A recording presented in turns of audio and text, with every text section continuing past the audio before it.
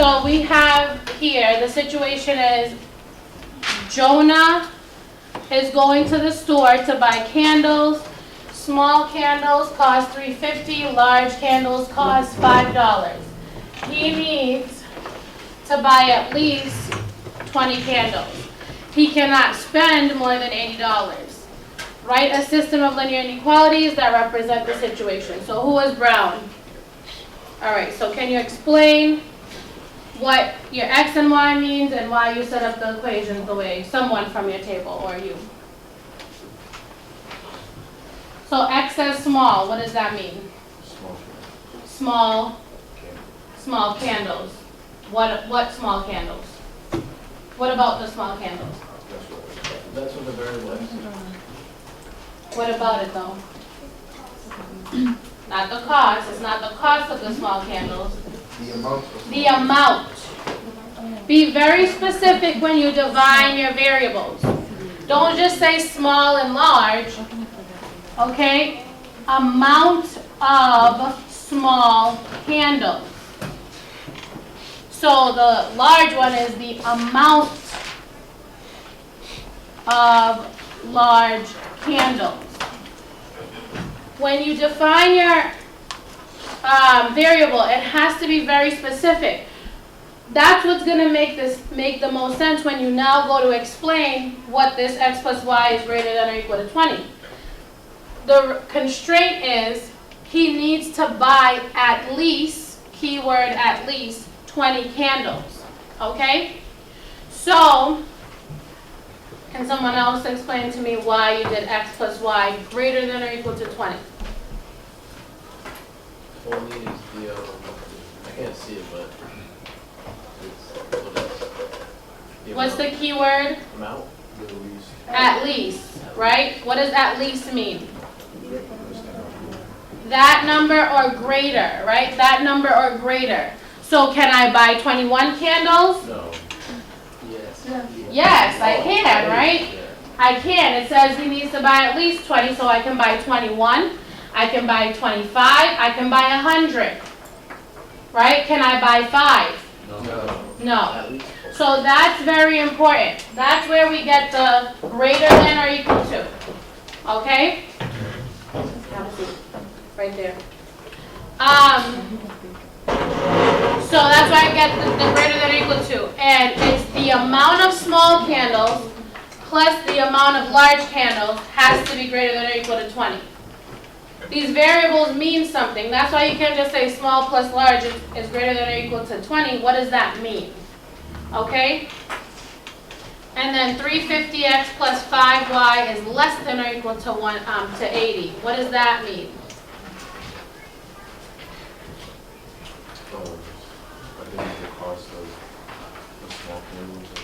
Yeah, so if x is the amount of small candles, how do we get the cost of that? So if I buy 5 candles, how do I figure out what the cost is? The cost of that is, what do? You plug in 5 and do what? Multiply it, okay? So we have 3.5 times the amount of small candles because 3.5 is the cost of the small candles plus 5 times the amount of large candles because $5 is the cost of the large candles.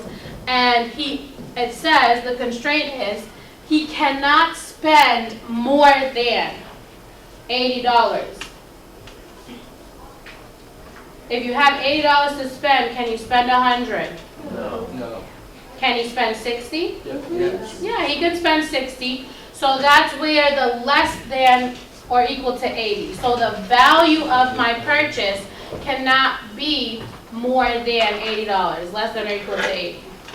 So I think a lot of people were struggling using the words to develop the system. But this was the first step, right? Create a system by first defining what the variables are. Once you know what the variables are, you can use them accordingly with the information and the constraints and all of that to set up a system of inequalities, and then we graph it. So up until now, all we've done is graph our systems of inequalities, right? To see where the regions, the shaded regions overlap. So that's what brought us to the black part here. The next part was graph your lines, dotted or solid. Okay, so in having to graph all of these, what were some helpful things that you stumbled across, or helpful ways that you were able to graph the lines? What was helpful that you learned while you did this activity to help you graph the lines, create a appropriate scale for your graph? Did You guys are black, right? How did you graph these lines? What did you do? How did you know what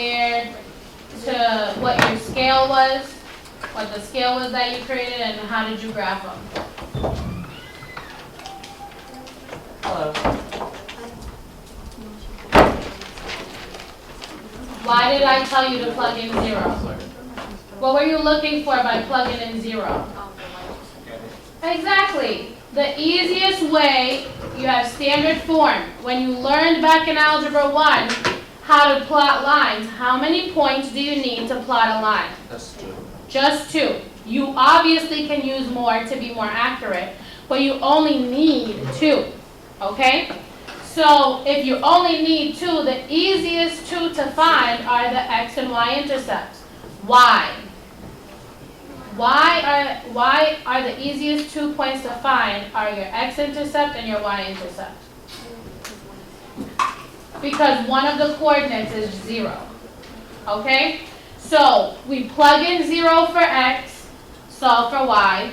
Plug in 0 for y, solve for x. Right? If I plug in 0 for x here, what do I get for y? 0. If I plug in 0 for x, what do I get for y? 20. Y equals 20, right? I get 0 plus y, we're going to keep it at equal for now, is equal to 20. If I plug in 0 for y, what do I get for x? 20. 20. So I know that my x and y axes have to have 20 on them. That already gives me an idea of where I'm crossing the x-axis and crossing the y-axis, so I know that that has to be 20 on each of those axes. The second one, if I plug in 0 for x here, right, I get 0 plus 5y equals 80. What do I get for y? What do I get for y here? Well, what do I need to do? Divide by 5, right? I'm going to divide both sides by 5. I get y is equal to 80 divided by 5. 80 divided by 5. Anyone feel free to jump in at any point in time. 80 divided by 5. How many times is 5 going to 8? Oh, thank you. Are we awake? Okay. Now if I plug in 0 for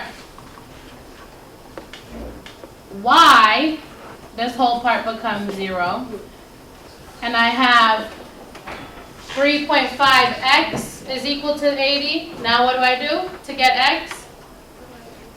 Divide both sides by 3.5.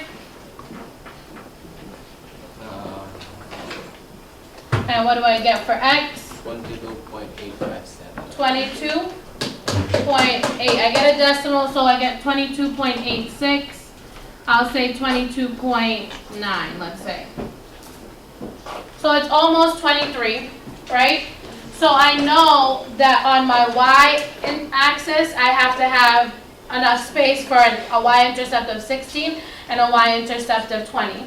And on my x-axis, I have to have enough space for an x-intercept of 20 and an x-intercept of about 23. Now I can make a scale.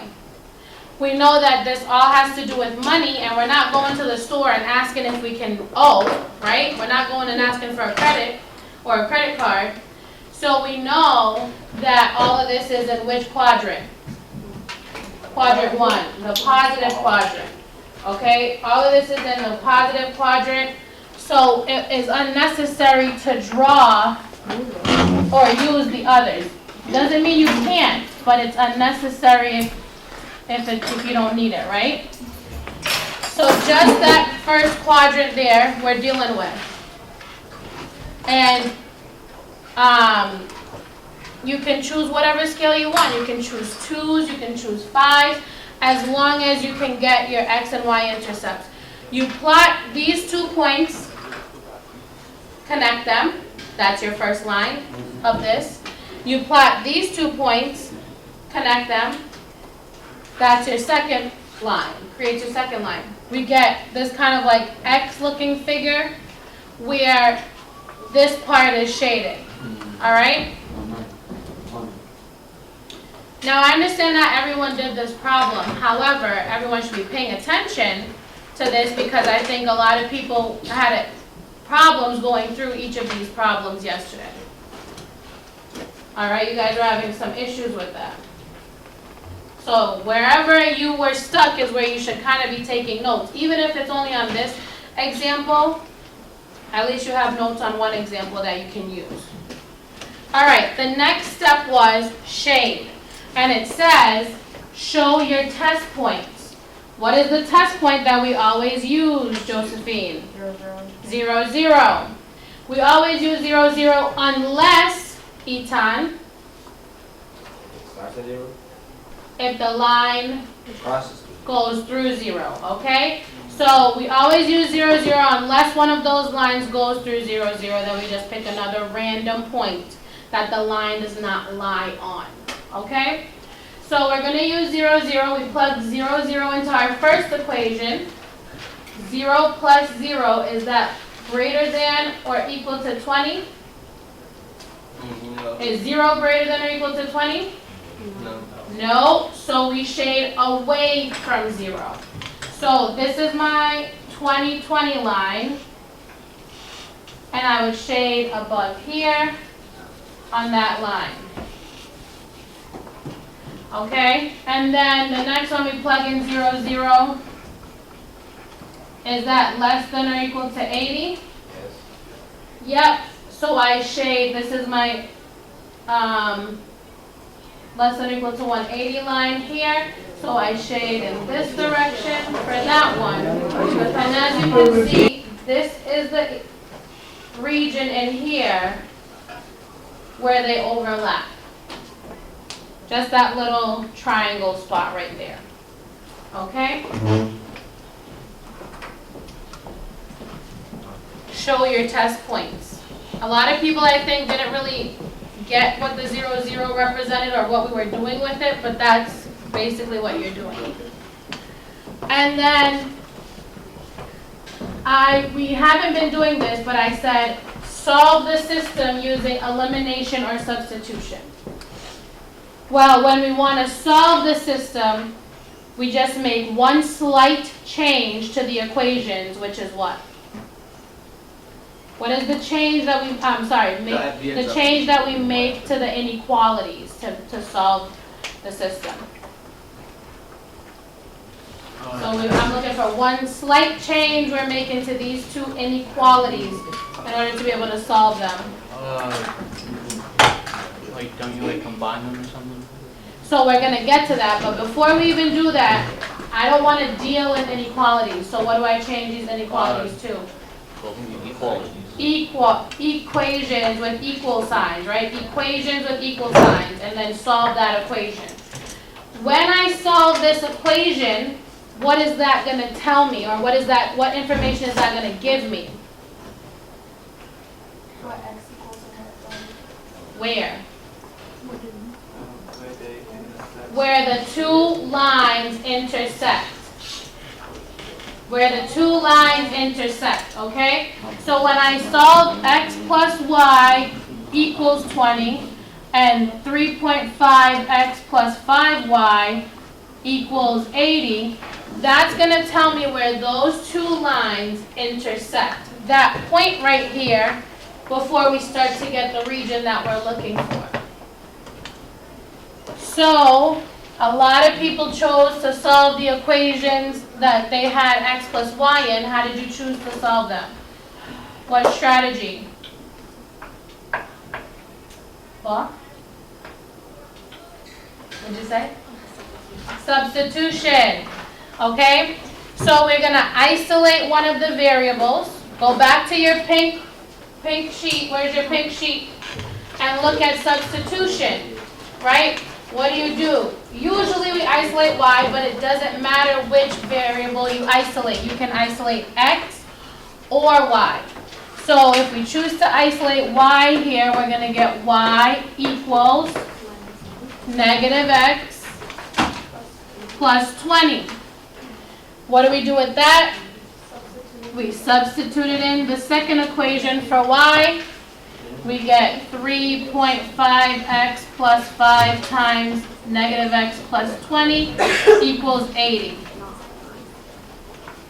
And that's kind of what we did here, except in this who is green? Yeah, you guys left them as inequalities, which I guess is neither here nor there, but just keep them equal signs as equations and solve them, okay?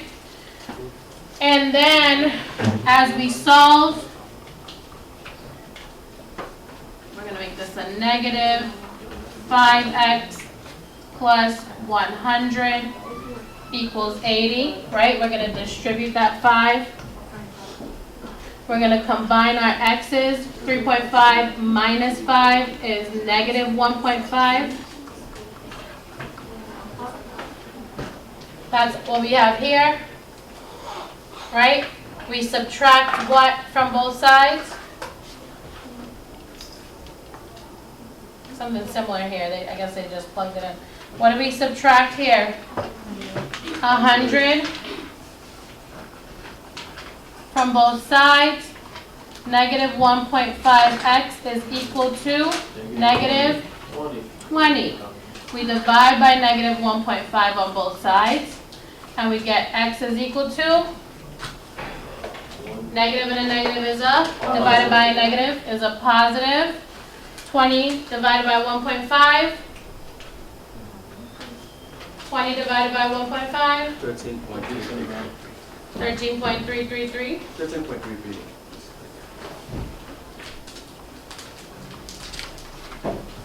Does everyone agree with that?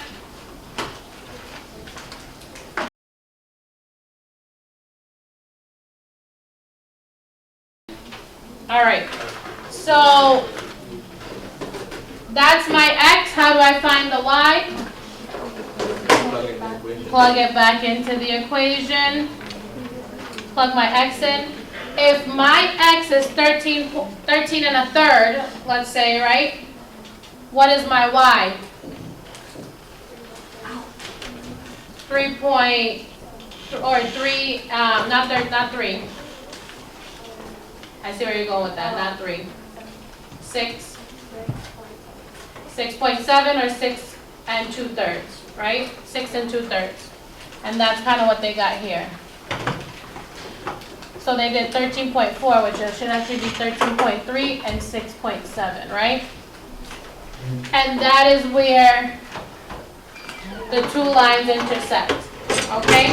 That is going to become a very important point as we look at optimization, okay?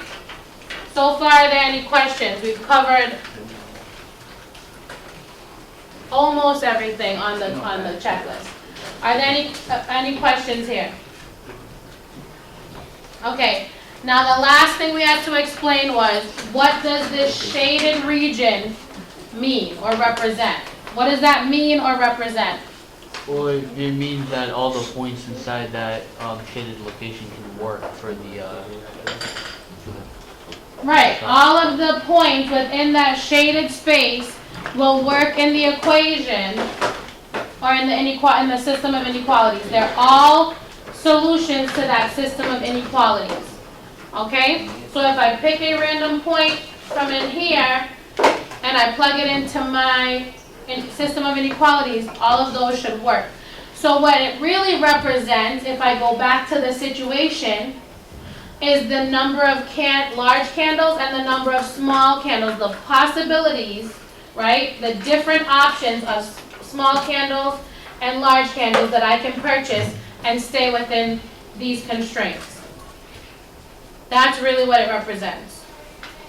In general, it represents the points that I can plug into the system and will work and make the system true, or make the statements true, the inequalities true. But in this specific situation, what it represents are the different combinations of small and large candles, amount of small and large candles that I can purchase and stay within these constraints. What comes out of that is what is the most amount of large and small candles that I can purchase, or what are the least amount of large and small candles that I can purchase. Those two questions right there become optimization. That's where we get into optimization. That's where we get into optimizing the situation, getting the best results or the worst results, right? And if you are a person that maybe one day owns a business or something like that, this is going to become very helpful and very, very handy, because what it explains to you is how to optimize profits. What does that mean? Improve. How to make the profit bigger. How to make money, basically. How to make more money, or the most money, right? And who doesn't want more money? Raise your hand. That's what I thought. Okay. So, when we optimize, or we deal with optimization, we look at the points, the vertices. Who remembers what vertices are from geometry? Points. The points where two lines intersect, or two sides of a polygon intersect. So the polygon here really is like a triangle. It's like a very thin triangle because the scale is kind of small, the graph is kind of small. If we stretched it out, we would see a bigger triangle, maybe like the one on your page. And our goal when we do optimization, right, is to find those intersection points that create that triangle, or those vertices that create the triangle. Those 3 points are going to be your most important points, because those 3 points are where you can optimize your situation. Okay? Any questions? All right. Take a read through, where is it? So turn around to optimization with linear programming, study guide and intervention on the back. On the back. It says, it says optimization when solving linear programming problems, use the following procedure. So just read through those steps, take a look at the example, and then look at what they did for their steps.